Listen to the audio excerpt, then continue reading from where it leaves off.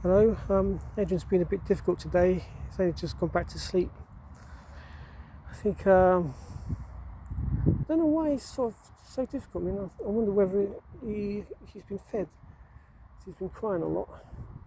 But yeah, I wanted to talk to you about the problems I've had making payments. And it's not just like having the money. And I'm fortunate that I did have the money, but it's actually been allowed to make the payments. When the surrogacy agency first asked for the first 2 or 3 installments, then they asked me to make these SWIFT payments. It's a sort of international banking system. And I went to my building society and the branch staff helped me make the payments. They weren't very happy about it, but they make the payments. Then, but the third one, which was to the agency's partners, they wouldn't put that one through, and that wasn't entirely unreasonable because the addressee wasn't an agency or a business, it was a named individual. It was an individual, and the reason for the payment was to a friend, and it did look dodgy. And the building society refused to make the payment, and then agency started jumping up and down for it.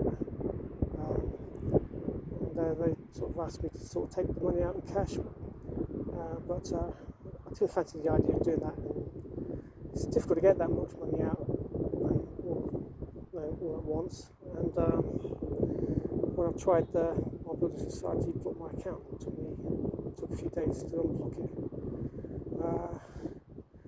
But then I used Western Union. I'd used it once to pay £100 to surrogate when I messed up a flight, so she could stay at a hotel.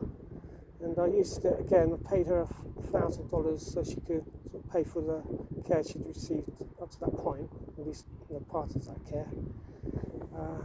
And then when I satisfied myself that she was carrying my child, and I came back to England and paid the rest of it with my Revolut account, my Revolut app, which is just like, it's handy, but it takes a bit of getting your head around.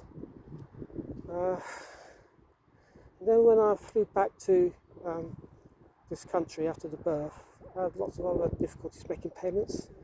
One of the problems was like I had a phone with one SIM card in it, and that meant making visa payments difficult, like paying for flights, because it had the 2-stage verification system, and the SMS messages were sent to my old SIM card. So it took me a long time to work out that was what was happening. But then my Revolut card helped me out on that. And the other big problem is making payments both to surrogate and to landlords. Like once I tried to pay for about 6 weeks' rent to a landlord, and I couldn't do it. I couldn't get any money out of the cash point, even though I knew I had funds. And it turned out I just got a daily limit on my cards. I could only take out a certain amount of money. It took me about 4 days to pay the rent. And now Western Union's actually blocked me as well,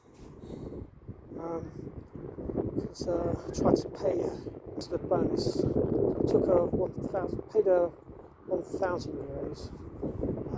The money I got out from the airport, but I didn't like carrying the whole 3,000. I tried to pay her $2,200 via Western Union, and they thought it was a fraud, and they blocked my account. And they won't block it until I answer a load of questions. When I went back to Britain to sort out my finances, I had to pay like a lot of money to my surrogacy lawyer, and the society even prevented me from paying her until I uploaded loads of legal documents. And they even wanted to stop me moving money to my Revolut account, but eventually they relented. And I got another phone, and that had dual SIM cards.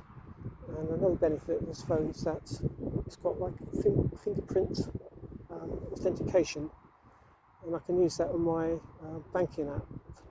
So I don't have to bother with card readers and remembering passcodes. I can just sort of get into my banking app via that, and that's made payments to lawyers to my lawyer a lot easier. So speak to you later.